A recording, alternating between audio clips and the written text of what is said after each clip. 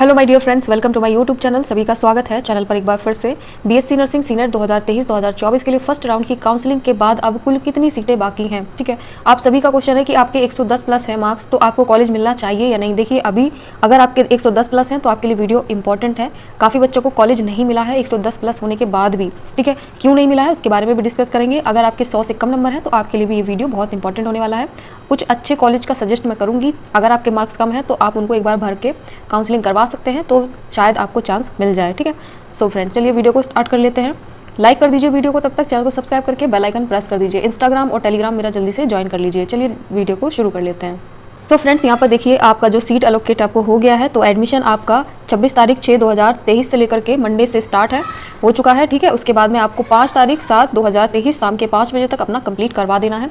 अगर आप सीट पा गए हैं फर्स्ट राउंड की काउंसलिंग में और उसके बाद अगर आप उसको फ्रीज करना चाहते हैं तो फ्रीज करने के बाद में अपने 40,000 पे कर दीजिए। उसके बाद आपकी सीट फ्रीज हो जाएगी और एडमिशन अपना करवा लीजिए जाकर। अपना सीट अलॉटमेंट लेटर ज़रूर से प्रिंट आउट निकलवा लें, ठीक है।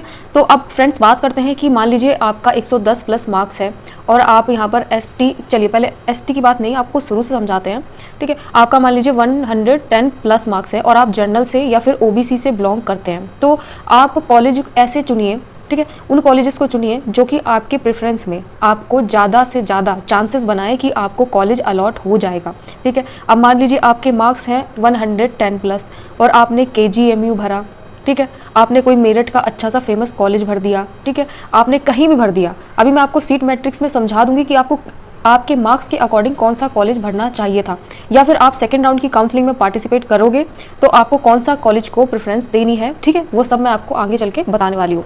तो यहाँ पर देखिए गलती स्टूडेंट क्या करते हैं, अपने मार्क्स के अकॉर्डिंग, यानी कि अपने मार्क्स के अकॉर्डिंग वो नहीं चलते। फेमस कॉलेज को भर देते हैं, जो कि रैंक जिनकी हाई जाती है उस कॉलेज को भरने के बाद में उनको सीट अलॉट नहीं होती, ठीक है। ये सबसे बड़ा रीज़न है कि आपको सीट अब तक अगर नहीं मिली है फर्स्ट राउंड की काउंसलिंग में तो आपको क्यों नहीं मिली है, ठीक है।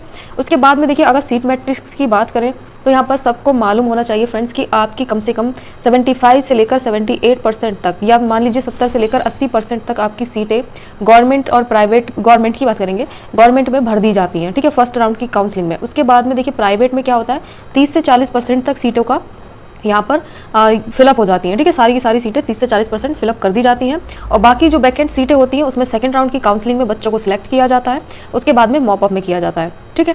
आई होप इतना तो आप समझ ही गए होंगे। अब एसटी की यहाँ पर बात कर लेते हैं। एसटी में यानी कि 125 प्लस आपके मार्क्स हैं और आप एसटी या फिर एससी से बिलोंग करते हैं, तो आप उन कॉलेजेस को छोड़ दीजिए जो फेमस कॉलेज है। उन कॉलेज का चुनाव कीजिए जो आपकी स्टेट से, मतलब स्टेट मीन्स आप जोन से भी शहर में रहते हो, ठीक है, कोई से भी शहर में रहते हो, वहाँ से थोड़ा सा दूरी पे हो, ठीक है। उसके चांस थोड़े से ज़्यादा बनते हैं और आपको कॉलेज मिलने के चांस हो जाते हैं कि आपको मिल जाएगा कॉलेज। अब काफ़ी बच्चे पूछते हैं कि मैम मेरे इतने मार्क्स हैं। देखिए कभी कभी क्वेश्चन भी आते हैं 130 प्लस भी बच्चों का क्वेश्चन रहता है कि इतने पे भी मार्क्स में हमको नहीं मिला। क्यों नहीं मिला? क्योंकि उन्होंने यहाँ पर गलती यही की थी, उन्होंने हमेशा हायर रैंक वाले कॉलेज को चूज़ किया था, ठीक है। उन कॉलेज को चूज़ करें जो आपके मार्क्स के अकॉर्डिंग है। हमेशा हमेशा समझाती हूँ कि आप अपने मार्क्स के अकॉर्डिंग चलें, ठीक है। उसी हिसाब से अगर चूज़ करेंगे कॉलेज को तो आप डेफिनेटली कॉलेज पा जाएंगे। और एक मिस्टेक यहाँ पर मैं और क्लियर कर देना चाहती हूँ, जब भी आप कॉलेज चूज़ करें, अगर मान लीजिए आप गवर्नमेंट चाहते हैं तो सिर्फ और सिर्फ गवर्नमेंट कॉलेज ही भरें, ठीक है। आप 3 भर रहे हो या 4 भर रहे हो कॉलेज, ठीक है, कितने भी आप भर रहे हो, फिर कितने भी फिलअप कर रहे हो, लेकिन आपको सिर्फ और सिर्फ गवर्नमेंट भरना है। अगर आपने प्राइवेट भर दिया तो आपको प्राइवेट में भेज दिया जाएगा, उसके बाद आपको वो नहीं चाहिए होगा, ठीक है, क्योंकि आपने तो वो सिर्फ भर ही दिया देखने के लिए कि कॉलेज मिलेगा कि नहीं मिलेगा। आपने प्राइवेट भर दिया, आपको उसमें मिल गया, उसके बाद में आपको एडमिशन नहीं लेना, यही होता है ना। तो ये गलती नहीं करनी है, हमेशा गवर्नमेंट भरना है। क्यों? क्योंकि यहाँ पर प्राइवेट मिलने के बाद में आपको करना ही नहीं होगा, फिर उसके बाद में आपका जो 5,000 रुपये जो सिक्योरिटी फीस है वो भी आपको गंवानी पड़ेगी। तो सबसे अच्छा है कि आपको नहीं मिलेगा वो बेटर है, ठीक है, वरना 5,000 रुपये भी नहीं वापस मिलते हैं, ठीक है। इस बात को भी आप कन्फ्यूज ना हो और ध्यान में रख के काउंसलिंग को करवाना है, ठीक है।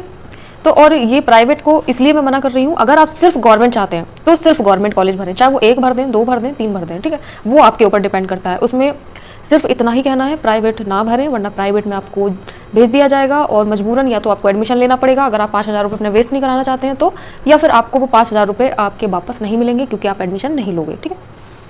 आई होप इतना समझ में आया हो।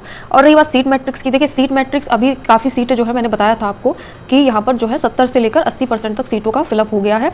उसके बाद में जब 10 जुलाई से आपकी यहाँ पर क्या होगा, वो स्टार्ट होगा सेकंड राउंड का काउंसलिंग। देखिए यहाँ पर सेकंड राउंड की काउंसलिंग आपकी 10 से स्टार्ट होगी, तो इससे पहले ही आपको देखने को मिल जाएगी सीट मैट्रिक्स, क्योंकि ऐसे अभी अंदाज़ा नहीं बता सकते हैं, क्योंकि देखिए 70 मार्क्स इतना मान के चलिए 70 से 80% तक सीटों का फिलअप हो गया है, बस इतना ही आपको हम इंडिकेट कर सकते हैं। इसके अलावा जब सीट मैट्रिक्स आएगी आप खुद अंदाज़ा लगा लीजिए कौन से कॉलेज में कितनी सीटें वैकेंट रह गई हैं, उस हिसाब से अपने कॉलेज को फिलअप कीजिएगा।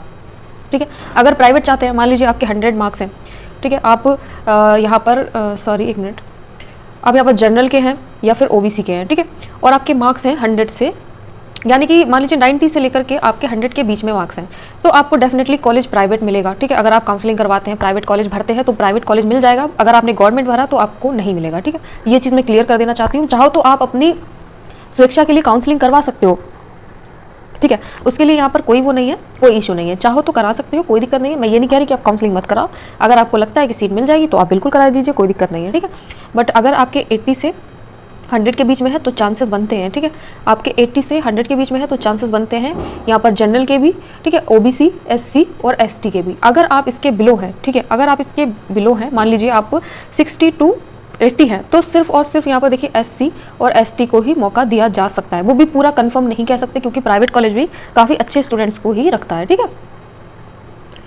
सो अब चलिए यहाँ पर सीट मैट्रिक्स को ओपन कर लेते हैं, वहाँ पर मैं आपको बता देती हूँ कि कौन से कॉलेज आपको आपके मार्क्स के अकॉर्डिंग फिलअप करने चाहिए। ठीक है, सो आप वेट कीजिए, तब तक मैं ओपन कर लेती हूँ। सो फ्रेंड्स देखिए, ये सीट मैट्रिक्स मैं आपके साथ में शेयर कर रही हूँ, जो कि आपके अगर मार्क्स 100+ हैं, ठीक है, या फिर आपके 110+ मार्क्स हैं, तो आप इसके बारे में ज़रूर समझ लीजिए अच्छे तरीके से। ठीक है, ये सिर्फ 100 से लेकर के 135 मार्क्स वालों के लिए मैं सजेस्ट करूँगी। ठीक है, अगर आपके इतने मार्क्स अंडर हैं तो आप ज़रूर ये कॉलेज को समझिए, कौन से कॉलेज को आपको भरना चाहिए। ठीक है, तो सबसे पहले देखिए मैं आपको बता देती हूँ कि यहाँ पर देखिए ये ग्रेटर नोएडा का जो कॉलेज है इसको मत भरिए, काफ़ी बच्चे यहाँ पर जाना चाहते हैं, अच्छा कॉलेज है। उसके बाद में आप गोरखपुर का भर सकते हैं, शाहजहानपुर का भर सकते हैं, बस्ती का डाल दीजिए, ठीक है, प्रयागराज वाला ना डालिएगा। ठीक है, यहाँ पर कानपुर का देख लीजिए, कानपुर में, ठीक है, कानपुर, आजमगढ़, फिरोजाबाद, ठीक है, ये देख लीजिए, बदायूं। तो ऐसे कॉलेज का चुनाव कीजिए जहाँ पर देखिए कम बच्चे जाना पसंद करते हैं। ठीक है, ऐसा नहीं है कि कॉलेज अच्छे नहीं है, गवर्नमेंट कॉलेज सभी अच्छे होते हैं। उरई का देख लीजिए, ठीक है, उसके बाद में ये कन्नौज का देख लीजिए, कन्नौज में भी बांदा। ठीक है, आगरा का मत करिए, आगरा में काफ़ी बच्चे जाना चाहते हैं। सैफई में, सैफई तो ना ही चूज़ करें, ठीक है, सैफई तो बहुत ही फेमस है, तो काफ़ी बच्चे वहाँ पर ऑलरेडी लिस्ट में लगे होंगे। ठीक है, झांसी, सीतापुर, सो ऐसे कॉलेज का चुनाव कीजिएगा। ठीक है, ये तो प्राइवेट हो गया सीतापुर, सॉरी। तो ये कॉलेजेस आप एक बार देख लीजिए अच्छी तरीके से, तो आपके लिए बेटर रहेगा। ठीक है, जो फेमस कॉलेज है उनको ना भरें तो ही अच्छा है।